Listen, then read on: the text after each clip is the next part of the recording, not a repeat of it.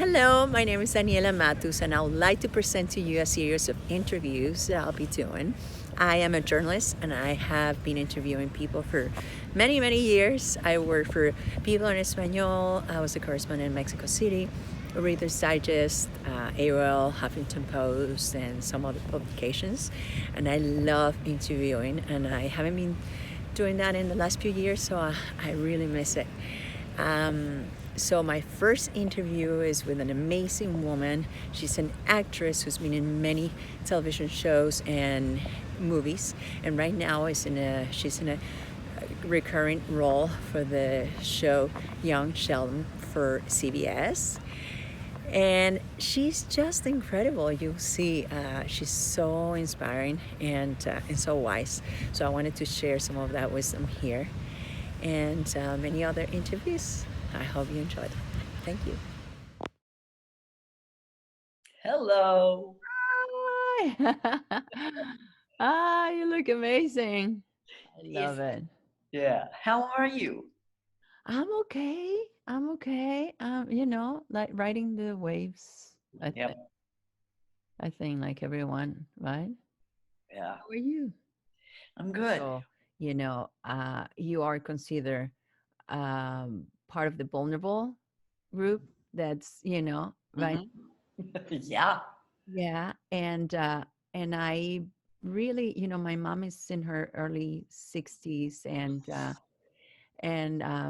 she's in my hometown, which nobody goes there, in Mexico, in the northern Mexico, and it's and like she's safe, right? But so I wasn't too worried about that. But then I spoke to my mother-in-law, who's 78, and she's a very strong woman, right? Like she's, such a pillar for the family, and she's just really, really strong. Like it reminds me of you. She created a big company, like retire at 40 something, like Right. made a really good life for herself, and a great example, a great role model. Yeah. I was talking to her, and she said, uh, I really wonder if I will ever go back to a restaurant, you know. Yeah. I hear her. And it really got me. It broke my heart because I know how much she enjoys that. That's one of the pleasures that she has, going to a restaurant with her husband, and Yeah. really broke my heart. And then next day, my neighbor said something similar to me, also in his 70s. And he said, I don't know if I will ever get out, and I was talking to friends, and they're saying, we don't have time to waste, right? Like we don't have time to. So it really broke my heart. And I'm just giving examples because I want to frame this, why we're doing this. And my neighbor across the street too, the first, I think it was like the second week of the quarantine, we saw an ambulance coming and taking it. And my daughter is like, does he have a corona? Like, Mm. and so we knew he was at the hospital. We didn't know why. And our neighbor, we checked on his wife, just, make sure if she needed anything, we're here for her. And one of her neighbors told me also last week, is like, it's not corona, but he had a nervous breakdown, right? And Yeah. he's in rehab. Like it was a stress related thing. It wasn't about the virus. So it really again, broke my heart, and the thought, I need to talk to people that are doing something that I admire, that I see them as role models, that in one of them is you. Then I texted you, and you told me, it's time for creativity and this and that, and I'm like, yeah, that's Nancy. Yeah. So Can you excuse me just one second while I go get something that I want to show you? yes, yeah, Hold on. Because here's the thing. Can I speak to that, what you just said? yes, of course. Um,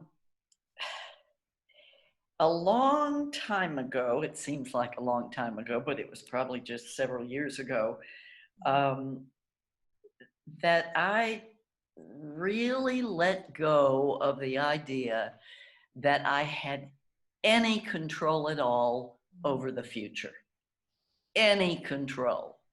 And I ran across at that time something that I wear all the time. And it's this: people say to me, "What time is it?" And I go, Now, yes. and they go, "Well, does it open up and give the real time?" And I say, "That is the real time. That's it." And I somehow adopted that, and I just don't future trip. I don't, no matter what's going on. I realize I've got this day, this hour to make something of, to create something, and that's all I've got. And so I haven't really, it may, it may make it that this interview is kind of worthless because I don't think about, I don't stress about, oh my God, what if I get it? I do have a mask, right?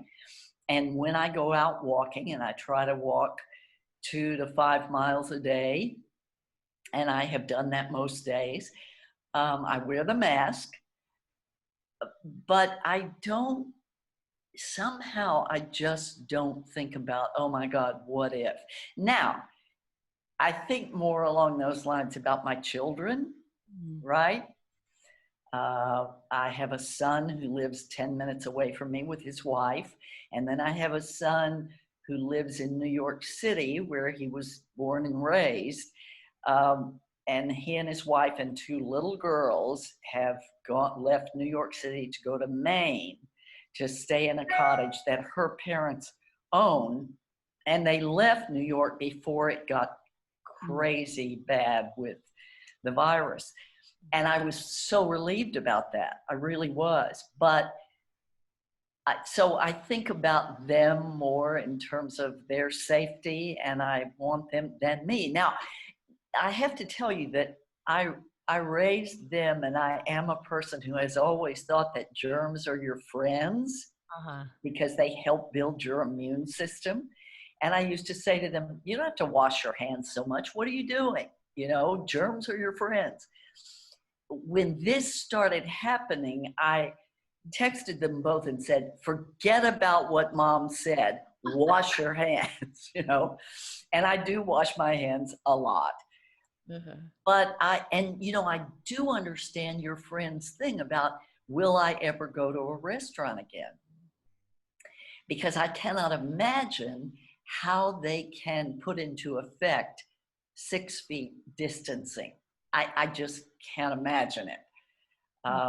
So I don't know. I've had several dinners with friends out in the yard, 6 feet apart. And my son and his wife came over for dinner 2 Saturdays ago, bringing their own food, and I brought my own food, and we sat 6 feet apart, and no hugging.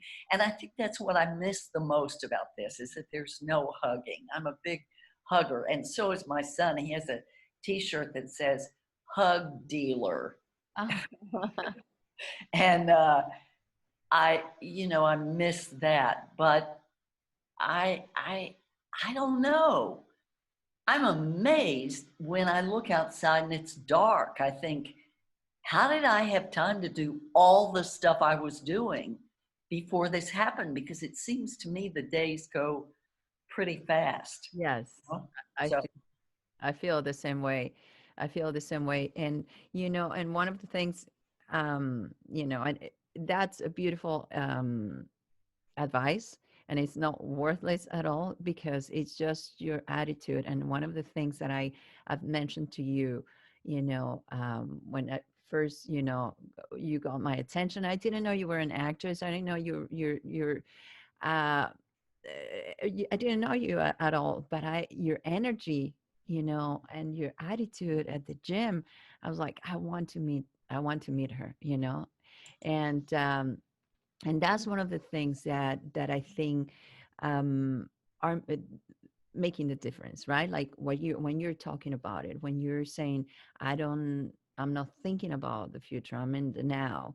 And that is so simple to say it. And when we, when we see you and you say with such a passion, and how do we do that, right? Like, I know you said in our last interview that there was a time in your life when you think, or when you were less than kind to yourself Yeah. in your auditions, and every time you thought you didn't do a good audition, and then you started saying to yourself, I love you for that. I love you for being imperfect. Mm-hmm. Yes.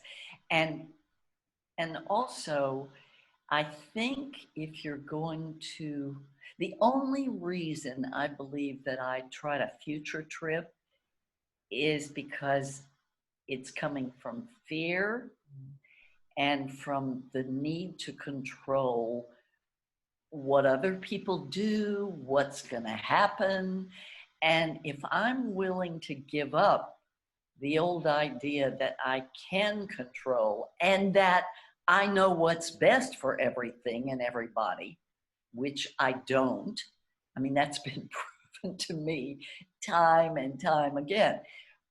With my children, for instance, and they're grown men, that I don't ever anymore say, you know what you ought to do about this? I just wait. And if they ask me, Mom, what do you think would be the best thing? Here's the way I answer. I say, you know what? If if it were me, this is what I would do, but I don't know what you should do. Only you know what you should do. And I think it helps them believe in their own intuition, right? I think it's a big mistake for any human being to say to another one, you should be doing this. Mhm. I mean, I don't know if I shared this before, but I go into the jails a lot to talk about recovery from drugs and alcohol. And I have seen women in there who have made a life in there and are actually happy Mm. uh, because they have said, this is where I am right now. I can't think about what I will do when I get out. I have to make something of this life.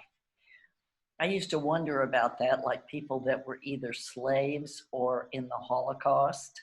Ah, you know, how could you be in that circumstance and be happy?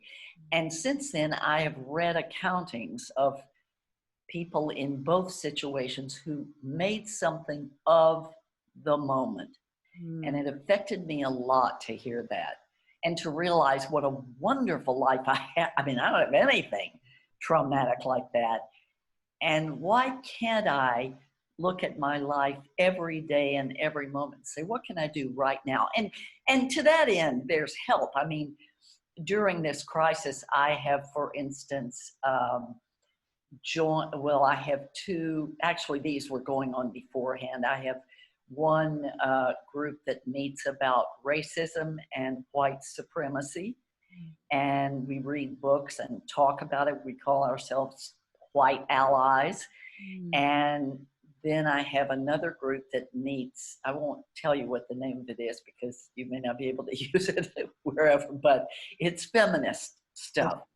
And we read books and talk about it. And I'm joining. so those are two things. And then somebody that I know really well is a filmmaker, and he started a movie club or a movie group. And we watch a movie a week, and then we get together 5 days later and talk about the movie. So, and a yoga class that I take online. So those are things, right, but I didn't rush around trying to fill the day. Those things just came to me. And what I find is the more that I can just say kind of to the universe, put it in front of me, just whatever I'm supposed, show me how I can be useful in this situation. And sometimes, I told you I walk every day. Sometimes when I'm walking, I can be useful just helping somebody up the stairs, right? Yeah. Um, but I've realized during this time how much more I notice as I'm walking. I mean, I notice butterflies chasing each other. I notice a cat rubbing up against the window. And this shocks me. I noticed a sculpture on top of a school that I bet I have passed 1 million times in the 25 years that I've lived here. And I noticed it for the first time. And I even asked somebody, is that new? And they said, no, that's been there. My son, in fact, said, you mean the cowboy with the rope above his head? I said, yeah. He said, that's been there for 25 years. Wow. So, I value this time as a time to just notice. Yeah. And so it's been useful to me in that way. And what I'm hoping is at the end of this time, whatever that means, that I will not leave that behind, rushing from thinking, oh my God, I've got to get this done, and but that I take the time to walk through life and notice stuff. And also this has been a great time. Do you mind if I just go on with this? Oh, please. I'm Um, enjoying it so much. this is a time that I have discovered. I meditate, Mhm. and I allow things just to come to the surface. Um, and there are several things that have happened in my meditation that I have then looked at when I was not meditating. And, some of them are what we call character defects, which these particular things, I just realized have been hanging around for a long time. And one of them has to do with my family of origin and I come from the South. And there's a kind of way of maintaining life on the surface where I grew up, and this was in the 40s and 50s, for God's sake, but you just didn't deal with certain things. And so my mother and dad are both passed away, but my sister is alive and I love her. But we maintain that surface kind of thing. And I have made an attempt to approach going a little deeper. And at first she was like, la, la, la, la, nam, na, Yes. and that's okay. I'm not trying to change her. I'm just saying what my truth is about common experience that she and I had. And if she never wants to go there, that's okay. It was empowering for me just to bring it up because it was so not done when I was little. And somebody contacted me today about a kind of little traumatic thing that happened to her daughter recently. Her daughter's very young, like 6, who her best friend is leaving and she's heartbroken. And I said, let her be heartbroken. Listen to her. Talk, but listen. And let her cry as long as she needs to. And then help her towards, how to open up and make new friends and so forth, because that very thing happened to me in the 2nd grade and my family just shut it down. God love them. They simply did not know how to deal with emotion, but we do. And so I just have found this whole experience really liberating and deepening if I pay attention, if I don't try to distract myself. In fact, I have watched no television, if you can imagine. And I make a living crying and dying on TV. What I do for a living. Actually, I'm on a sitcom now as a recurring role, and I smoke and yell. So that's four things: I cry, I die, I smoke, I yell. Um, but I have, when I've started to get kind of bored or something, I just try to get quiet and go within and just listen. You know. So It's I, yeah, it could be a scary thing for a lot of us, right? Like to just be quiet. Like we don't know the benefits, the treasures, like you're saying, how amazing it is to just sit and listen, right? Like there's two ways that I get my biggest insights, whether it's with a lot of movement at the gym, right? mhm, When I'm like just moving and fast and allowing the pain of the exercise and being okay with it. And, like when you feel like you're going to die and you're like, okay, I'd rather die than not feeling alive, right? Like, right, right. I felt that very feeling at the gym. yeah. And that's when I get this, insights.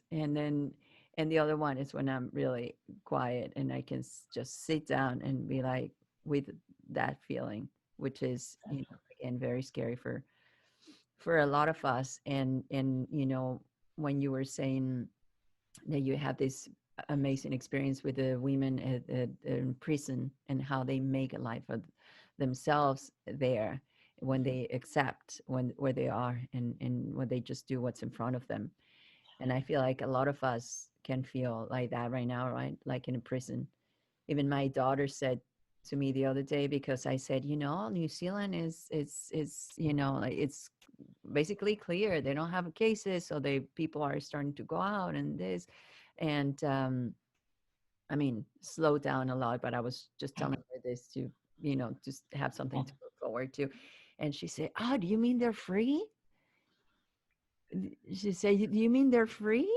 And I was like, "Oh, wow. So I guess that's what it feels like for her. She doesn't feel, and it reminded me what you said. And I have a friend who did a documentary with women in prisons. And one of the things she told me a while ago that I didn't get it, right? Like she said, I realized that a lot of those women were more free than I was not being in prison. Yeah, I hear that. Yeah. And I think that's true. I think prison is made up here. Mm.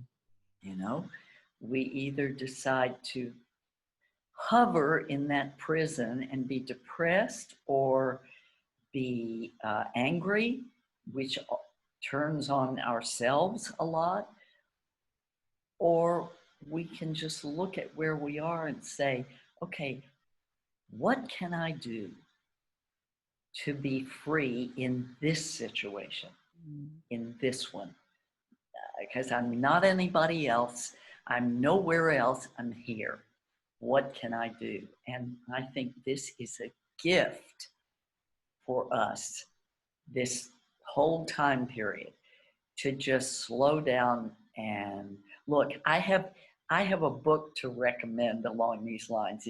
It's the book that I'm reading with my feminist group, and it's called Untamed. Yeah, I'm reading it too. Uh, yeah, she talks about just going in the closet and being silent for Yes. 10 minutes a day, and how she heard herself finally for the first time. I mean, it's just riveting. And I think it's true. We are so busy Yeah. all the time. And this is a chance to just stop and listen Yeah. what we have to say to ourselves, you know? Yeah, and just listen to the feelings, right? Like to follow them. That's how it's very interesting that you mentioned her because she's been my, like I love her because she's so honest and so raw and Yeah. she's talking about, in a way that we don't we haven't really dared to talk to each other, as women too, especially. and one of the thing is about the emotions. I was listening to her this morning talking to kids about how to feel all your emotions, that there is no wrong emotion, right? And I want to share this with you because I will send it to you soon, but I have a book for kids that is called The Heart Rules.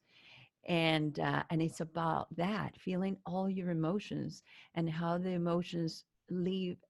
When you let them go through you, they leave a gift in the other side. Always, Yes. always.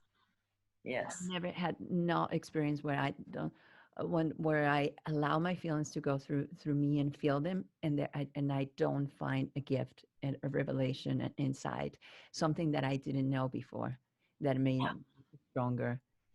And so I have this book, and for kids, and when you were talking about like not rushing to get things done, I did feel the rush to finish this book because I felt like, especially in this time, like we can use it. But at the same time, I was having this battle with like, okay, enjoy this time with your family. And I know you want to get this done. And I know you think it's going to help some people. But then I get impulses, like you say, like just do what's in front of you for now, right? Yeah. It's not about the book. And Yeah. it's about, and it's not about, and one thing I've been doing lately is saying it's about the breath. So whenever a thought, like a stressful thought comes, like, oh, the book, blah, blah, blah, it's not about the book. It's about the breath. Yes. I just get, Exactly. and it's like, yeah. And the thing is, I think with children, when like this friend that excuse me, that said today that her child's best friend was moving, to a child, and especially a sensitive child, at least for me when I was little, felt like that emotion might kill me. Yeah. And unfortunately, my parents really didn't know how to say, no, it won't, if you just go ahead and feel it. So it's taken me a lot of years to get back to that and realize that you can feel through a feeling and it will not kill you. But many of us are operating from that little child that had no help about emotions. And so we can help each other, I think, just by allowing each other to feel what we feel and talk about it, you Yes. know? Yes, and one of the things I was reading somebody's post on Instagram, like, oh, you got to be grateful because you're not sick, because you have you have a roof over your, head, and all these things, and I'm like, yeah, but also you got to feel what you feel, right? Like Mm-hmm. in my experience, you can't feel grateful until you accept how you feel and you accept all your feelings, and that's actually in the book that I'm gonna send it to you, but it's until the heart, because the mind and the heart stopped talking to each other when they were when they were best friends when they were kids, and something happened and they disconnected. And that's my own story of my heart, right? Like when my father died, I felt like that disconnect, Yeah. and to allow the feelings again through my heart. And and it was and only when I allowed every single emotion, even sadness that was so shameful for me. I thought, what's the use of sadness, right? Because I have to be joy in this world. I'm here to bring joy. Like, why more? There's enough sadness, Anyway, so that was my story. But until I allowed all the emotions to feel them and to follow them and to listen to them, that only then I could really feel grateful. Right.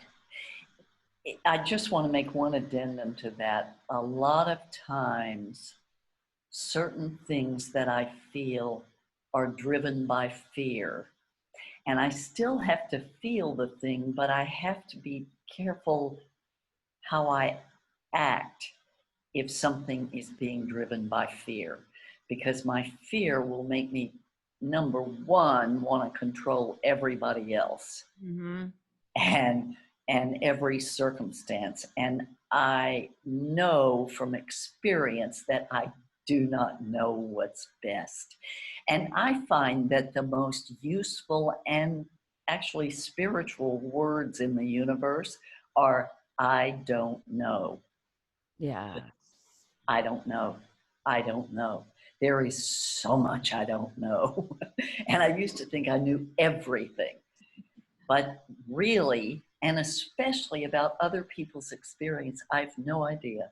I don't know. And that's okay. I've been greatly relieved that I don't have to know, even as I say with my children, I don't have to know what's best for them. I have to tell them what I would do and let them lead their lives and do whatever they think Yeah. is right for them. Yeah. So, I heard that once and it really resonated with me. Somebody said like true confidence is to be okay with not knowing. yeah, absolutely. Not knowing. Because most of us just want to know every fact so we can control it all. And Yes, the control. yeah, Yes, the control. Oh my God, that's the biggest thing, right? The control and to let go of that control. And that's why, yeah, like it, going back to the breath, right? Just the breath, going back to the breath. Like yeah, this is all we absolutely. have, this breath right now, right now. That's right. Yeah. Oh, it's so wonderful to talk to you, Nancy, because and let me just share one more thing that you changed my world because again I didn't know you are this successful actress and Thank we talked and you have this story where you have always been going against the odds and always growing and you came to Hollywood at almost 50 you. New York doing television, but then you came to Hollywood at almost 50, and people will tell you, no, that's too late or whatever. Yeah, they And do. yes, and one of the things that you said that I want you to tell me right after I share this is you also mentioned that the older you get, the more risks you have to take, right? Last time we spoke.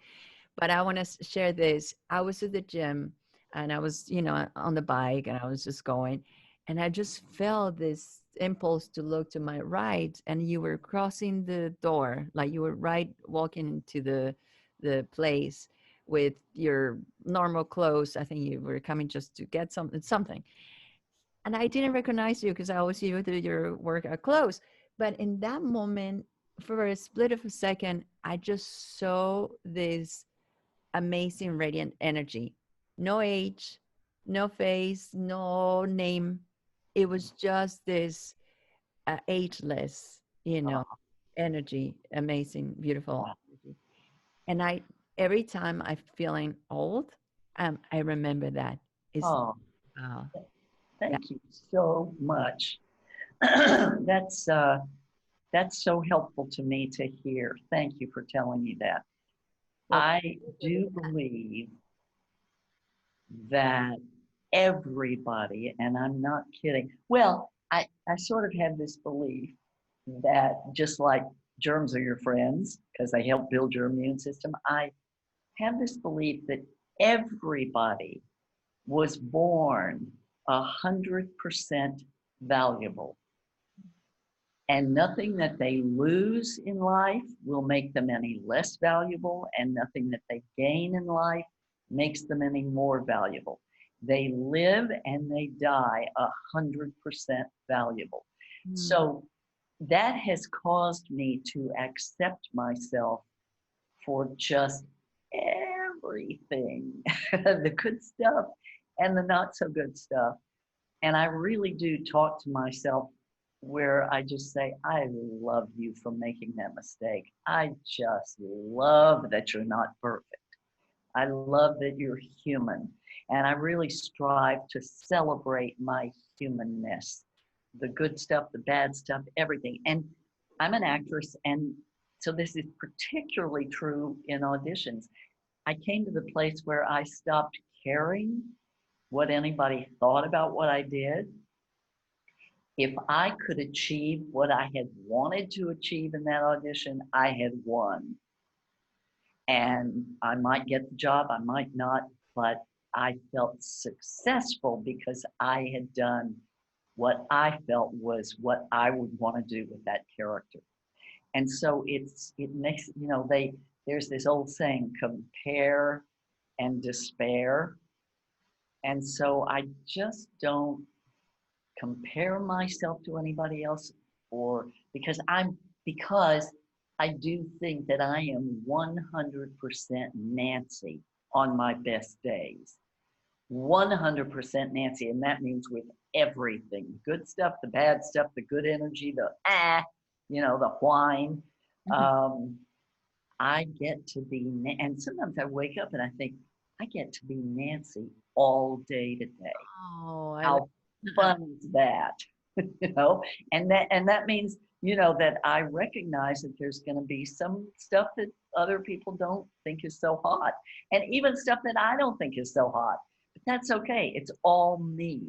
And I would love for everybody to celebrate everything about themselves and who they are, yes. and the humanity of that. It's so important.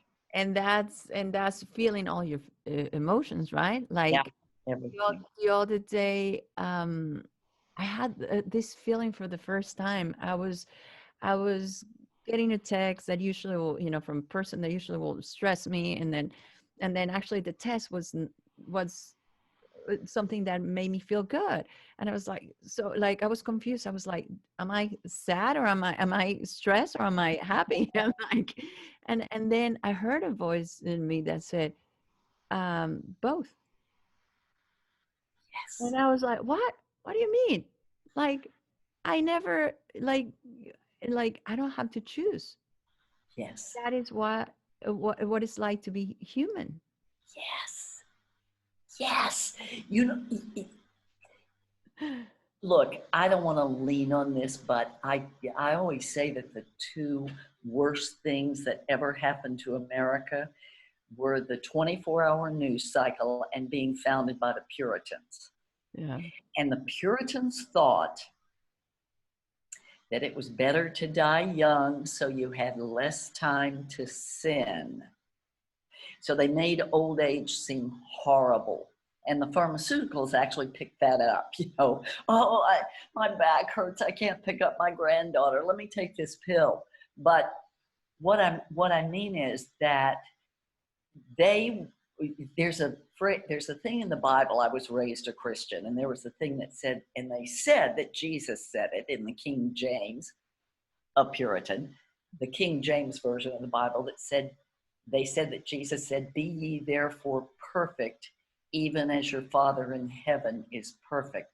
And I found the original Aramaic, which is what Jesus would have been speaking, Mhm. and it says, "Be ye therefore mature, even as your Father in heaven is mature."